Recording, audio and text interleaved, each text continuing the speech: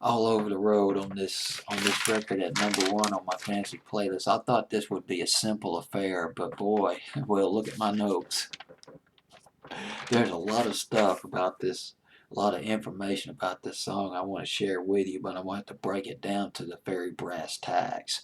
Time After Time by Cyndi Lauper at #1 on my fancy playlist, June 4th, 1984. We are there at the #1 position. Want to mention something real quick about her first hit, Girls Just Want to Have Fun.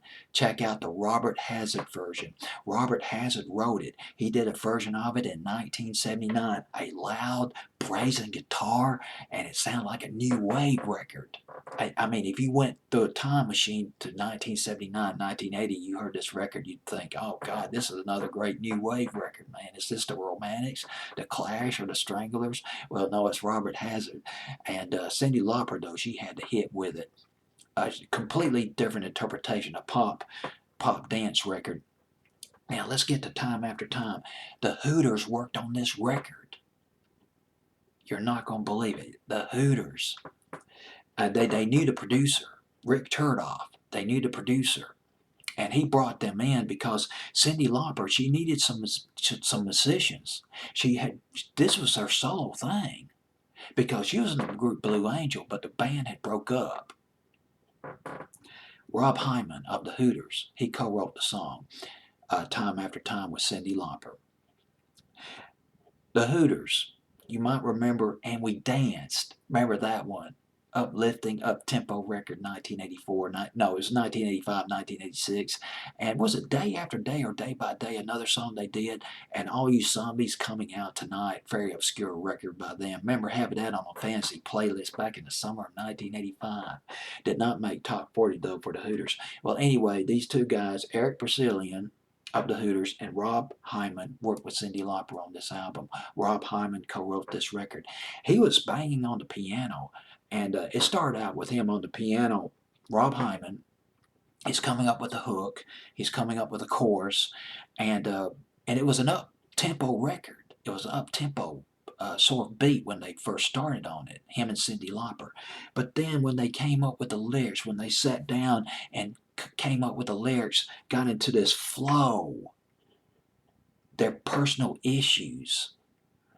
Rob Hyman was breaking up with his girlfriend, and Cyndi Lauper was having some personal issues, some relationship problems. It just all flowed together into a ballad. The tempo slowed down, became a love it became bittersweet. Not a classic love song, just bittersweet. They had to get this song done fast. Rick Turdoff, the producer, he told them, well, we need one more song. He told Cyndi Lauper, we need one more song. And most of her album was already done when they worked on this record. Girls Just Want to Have Fun, She Bop, All Through the Night, all on it, all just ready to roll. Finished. It took about 2 or 3 sessions to do this song. It took several days, maybe a week, to get this song down. And instead of putting it on demo, no pre-production when they went into the studio with the song. No fooling around with arrangements or anything like that. They threw it all on a 24-track tape, and it came out that way. Instead of re-recording it in the studio, put it out. That was the demo. And it worked like a charm. It captured the spontaneity, the emotion, the melancholy of this song, Time After Time. Rick Turdoff. I gotta mention something about Rick Turdoff. He produced, this guy, he started out working under Clyde Davis at Arista Records.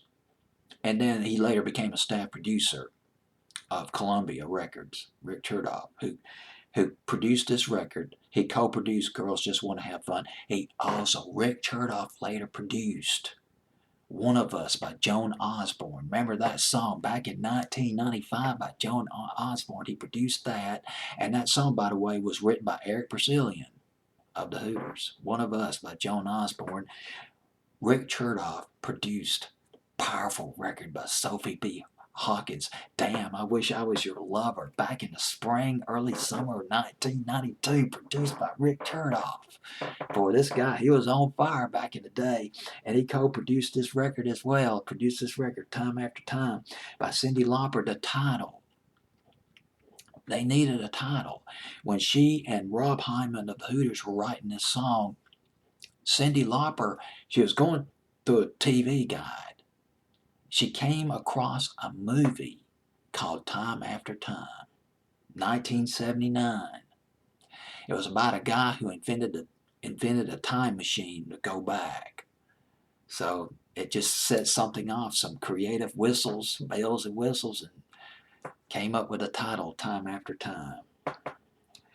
So we got Cyndi Lauper at number 1 on this fancy playlist, June 4th, 1984. I know this video is a little bit long, but before I finish up, just want to let you know that the next countdown had a request for counting down a fantasy playlist from the summer of 1989, and I will gladly oblige. The next fantasy playlist I will count down will be the week of July the 30th, 1989. It's a little wore out. Oh gosh, look at all these top 40 extras and these ads on this thing. Boy, this is a fully loaded playlist indeed. Don Henley's on this playlist. Richard Marx, New Kids on the Block. 10,000 Maniacs, Prince, yes. Concrete Blonde. Whoa, an obscure one by Concrete Blonde. This one's going to be a blast. Yes, indeed. Jumpin' Jack Flash is a blast. All right, that would be. I'll start on that next week, June 30th, 1989. July 30th, 1989. That fancy playlist. Well, that wraps it up for this fancy playlist, June 4th, 1984. Thanks for watching these videos, and I'll see you on the next countdown. Take care.